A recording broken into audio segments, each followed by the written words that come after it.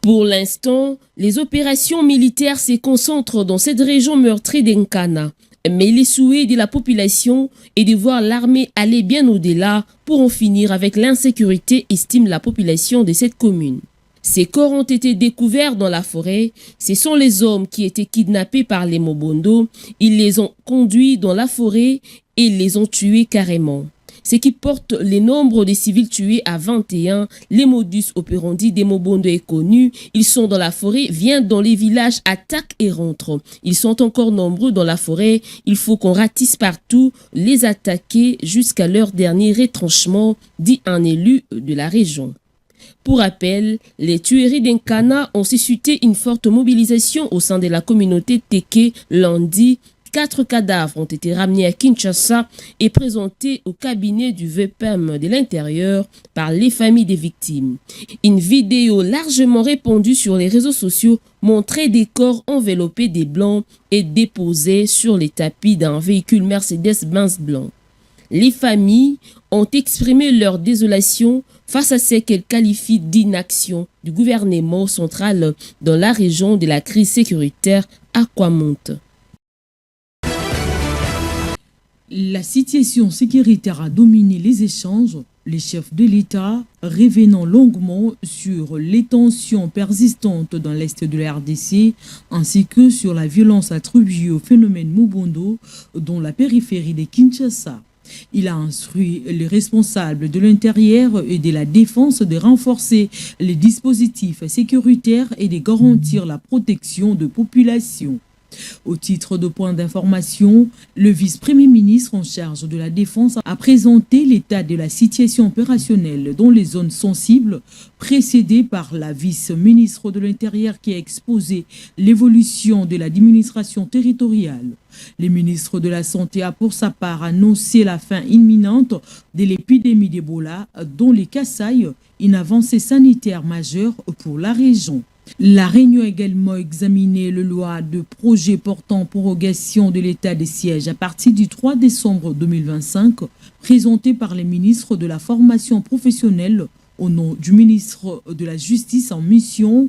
Après débat, les délibérations, les membres du gouvernement restreint ont adopté les textes soumis.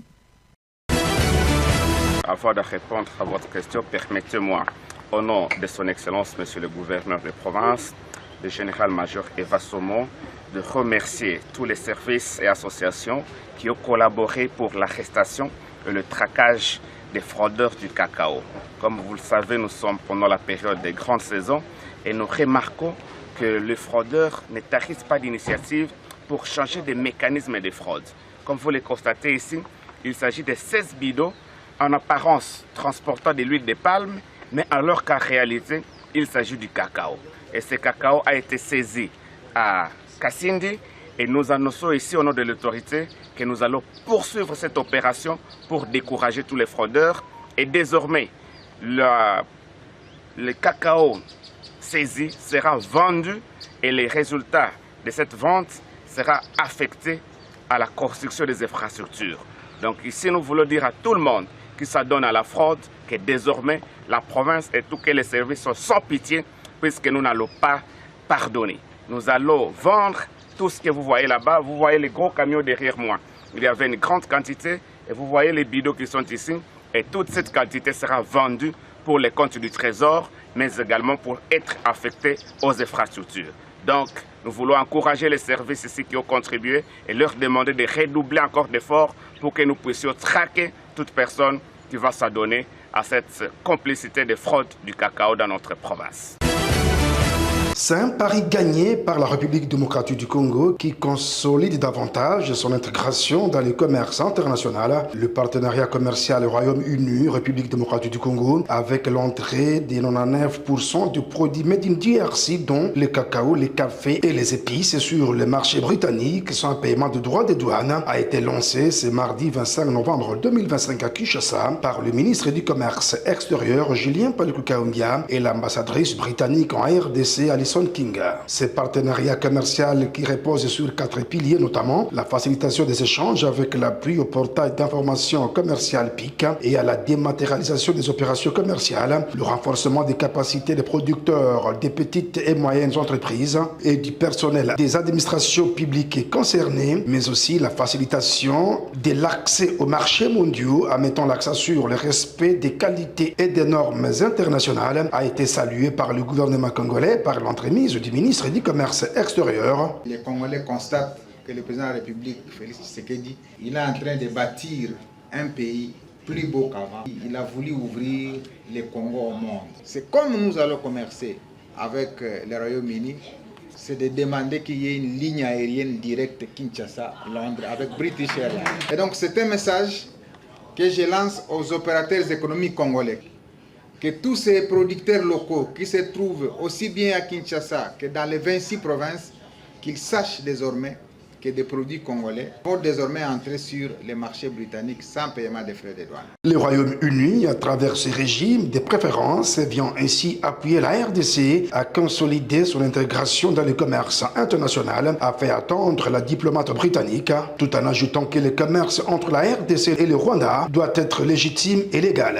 C'est vraiment formidable de voir autant d'enthousiasme pour un commerce plus intégré entre nos deux pays. La RDC a le potentiel de devenir une force mondiale, pas uniquement dans le foot, mais aussi sur le marché des produits agricoles. Signalons que cet événement a marqué également le lancement d'un important programme d'aide au commerce congolais avec l'appui du Centre du commerce international CCI, des Trademark Africa et des British Standards Institute. L'ordre de mission daté du 13 novembre 2025 annonce une vaste opération de contrôle visant la gestion financière et la gouvernance de marchés publics dans la capitale. Cette mission a pour but de faire la lumière sur la gestion de la ville-province. Selon les documents officiels, la mission a pour objectif principal d'examiner en profondeur la gestion des ressources financières de la ville de Kinshasa, notamment les modalités des perceptions des recettes publiques, l'affectation des ressources mobilisées depuis 2024, la conformité des procédures et de l'exécution de marchés publics, ainsi que l'identification des réalisations et l'évaluation du niveau d'exécution des travaux sur l'ensemble du territoire de Kinshasa. De ces faits, une équipe composée d'experts de l'IGTR, du Secrétariat général aux finances et de la DGTCP accompagnera cette opération placée sous la supervision directe du cabinet du vice-premier ministre. Dans sa correspondance adressée au gouverneur Daniel Bumba, le ministre Chabani insiste sur la nécessité pour les services provinciaux d'offrir un plein accès à l'information et de faciliter le travail des inspecteurs.